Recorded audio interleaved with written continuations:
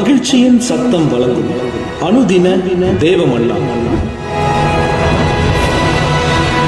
Voice of Joy presents Daily Manna by Reverend A. Benedict.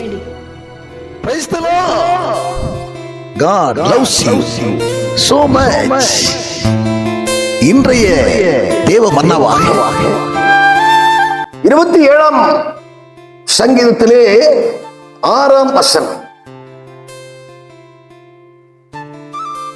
இப்பொழுது என் தலை என்னை சுற்றிலும் இருக்கிற என் சத்துருக்களுக்கு மேலாக உயர்த்தப்படும். அது நிமித்தம் அவருடைய கூடாரத்திலே நான் ஆனந்த பலிகளை இட்டு கர்த்தரை பாடி அவரை கீர்த்தனம் பண்ணுவேன். இன்றைய மன்னாவின் தலைப்பு, சத்துருக்களுக்கு முன்பாக நம் தலையை உயர்த்தும் தேவன். சத்துருக்களுக்கு முன்பாக நம் தலையை உயர்த்தும்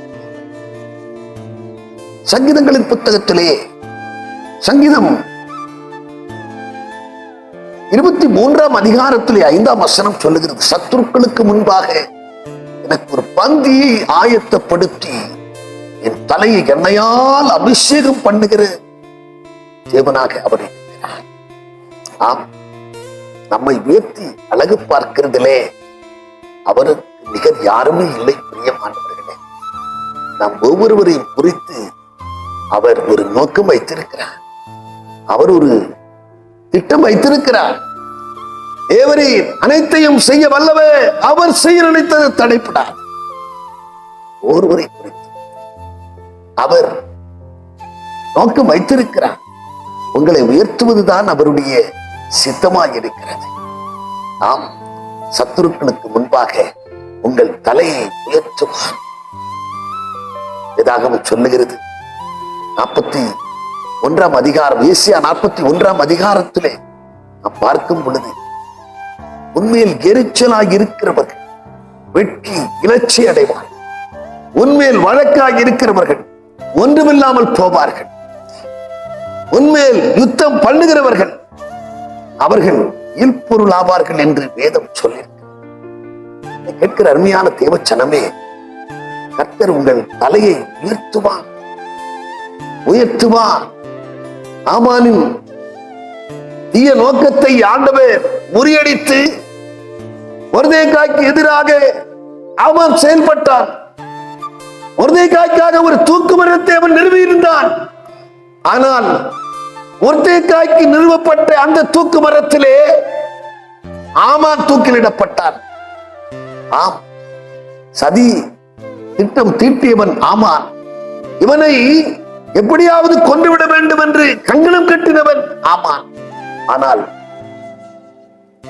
அந்த மொர்தெகாய் காணும்படியாக, மொர்தெகாய் ஜீவனோடு இருக்கும்படியாக இருக்கும் அந்த நிலையில் தானே ஆமான் தூக்கிலிடப்பட்டான்.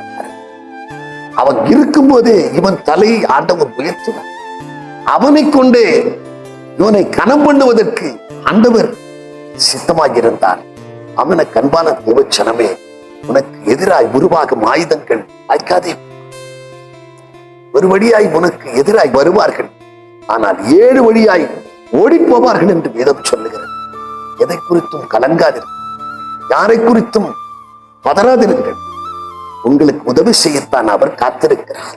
சத்துருக்களுக்கு முன்பாக உங்களுக்கு ஒரு பந்தியை ஆயத்தப்படுத்தி உங்கள் தலை எண்ணெயால் அபிஷேகம் பண்ண விரும்புகிற கர்த்தர் உங்கள் மேல் சிந்தையாயிருக்கிறார்.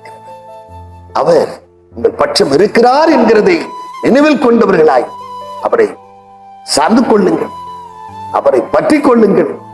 கைவிடவே நாம் ஜெபம் பண்ணுவோம். பரலோக பிதாவே, நாங்கள் உம்மை துதிக்கிறோம், ஸ்தோத்திரிக்கிறோம். ஆண்டவரே, எங்களுக்காக யாவற்றையும் செய்ய வல்லவராயிருக்கிறவரே, அப்பா, எங்களை உயர்த்துவதிலே நோக்கமாயிருக்கிறீரப்பா.